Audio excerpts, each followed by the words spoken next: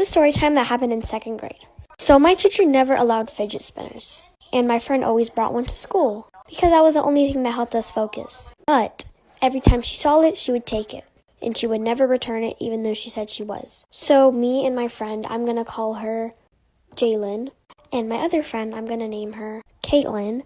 So me, Jalen, and Caitlin all had this plan to sneak into school and take our fidget spinners. So at recess, we had this plan spot behind the tree, and we would all talk about it. This girl even didn't eat her lunch because her teacher took away her fidget spinner. Anyway, we all had this plan to sneak into school and break the windows, go in class and steal all our fidget spinners and give them back to the owners. But every time we talk about it, we'd get caught by this one kid named Nathan, and he would all go tell the teacher. But the teacher didn't care, obviously, because she knew we weren't going to do it. Like for part 2. Okay, part 2 of the fidget spinners.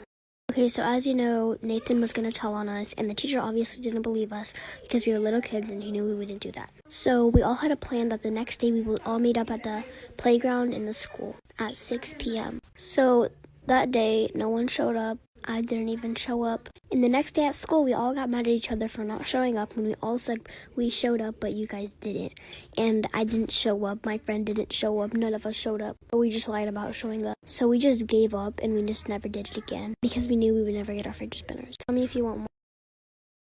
Story time about how I found out that my mom was sleeping with my history teacher to get me better grades. So it was my junior year of high school, and everybody knows that your junior year is the most important year of high school. If you didn't, well, now you know. My brother was in his senior year of high school, and when he was a junior, he had the same teacher, so he knew how hard the class was. So he would stay up with me every night helping me to pass my history class. Well, the one day I'm at school and I'm taking a test, and I literally did not know anything on the test. And I studied the night before for literally 4 hours straight. So I decided to copy off the girl next to me. Well, a few days later, we get our test back, and I'm looking at mine, and I got a 97%. And then I look over to the girl next to me, she got a 33%. And then I started going through the test, and none of the essay questions looked like my handwriting, but I didn't say anything because I wanted that A. Well, the one night, I'm sitting down with my family having dinner, and I told them that I copied off the girl next to me, and how I got a 97% and she got a 33%, and my brother flips out like...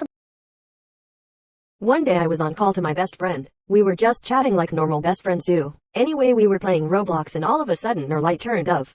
She started screaming, so I started laughing because her scream sounded like a dead roach.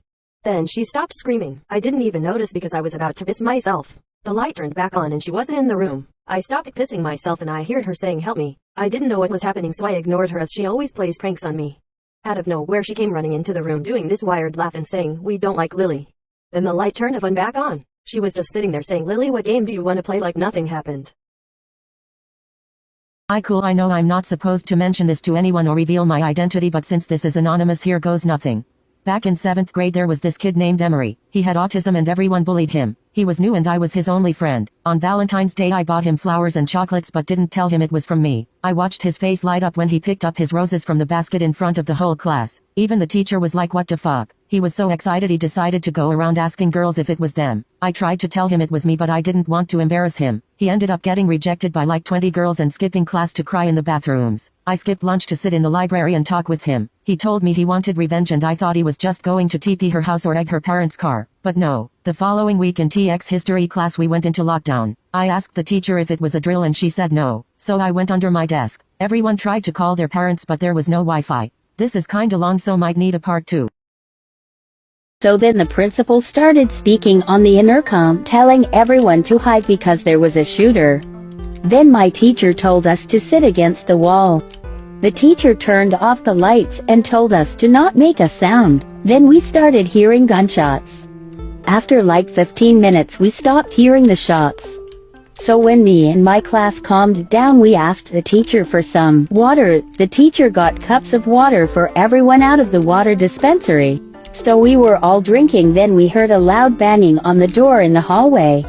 All the girls that rejected Emery the day before were crying, saying that Emery is gonna kill them. We started hearing the door unlocking, then all the girls shut the frick up. So the door opened, and it was the principal. He told us he was trying to escape from the shooter, so he was sitting in the room with us. Then my stomach started hurting and some other kid started shitting his pants. Then the principal pulled out a gun.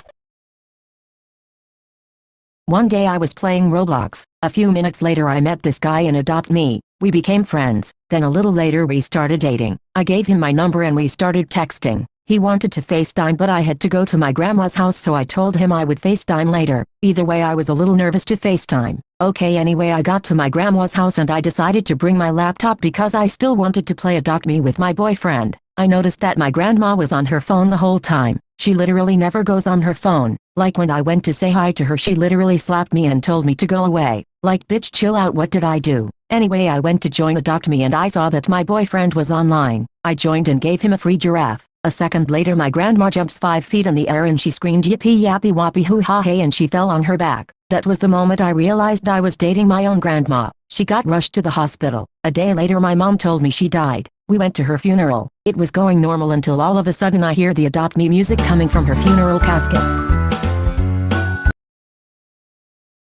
One day I asked how babies were made and my mother said that it just happens to lucky people out of God's choice. So 7-year-old me asked what if I don't want the baby, and she said I had to keep it. So then I searched up on Google how to kill a baby inside of me at home because I was scared that God picked me and my parents had to talk to the FBI on why their 7-year-old daughter is pregnant and killing her kid at home.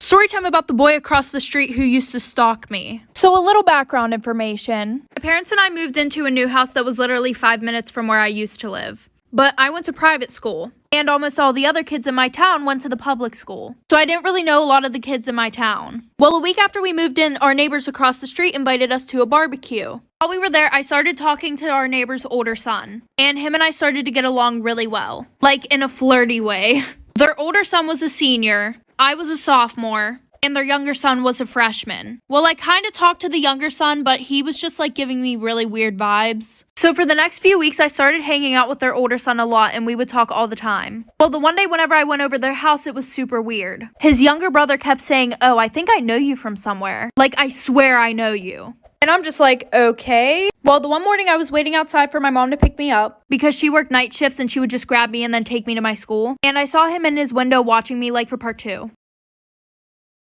Storytime about my psychotic best friend. So we're gonna call this girl Gia. So a little background information. This all happened whenever I was in 9th grade. I saw Gia sitting at this lunch table alone and I invited her to come sit with my friends and I. And after talking to her, I found out that she was a new student and she didn't have any friends. So her and I started hanging out and we became really close. Like, she would come over my house 24/7. Well, my older sister was a grade above us and she would act really weird around her. And by weird, I mean, like, she would always make fun of me in front of my sister. And weirdly enough, try to cause problems between us. My sister didn't really like her. She thought that she was weird. But because she was my friend, she was being super nice to her. Well, like a month later, she started trying to become best friends with my sister. Like, any conversation she would have, I would be like, "Oh, do you want to come over?" She would be like, "No, sorry, I'm hanging out with your sister today." And I would go home and I would be like, "Hey, are you hanging out with Gia today?" And my sister would be like, "What the hell are you talking about?" Like, for part 2.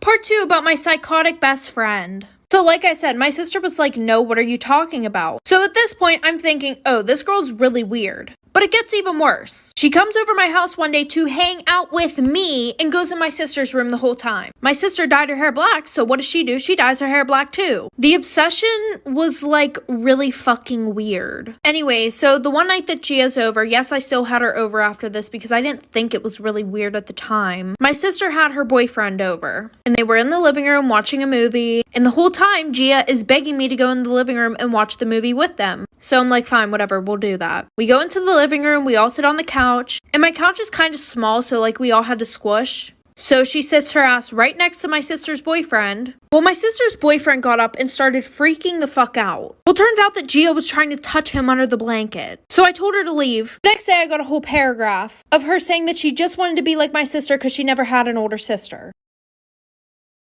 And it went like this, say, oops, I got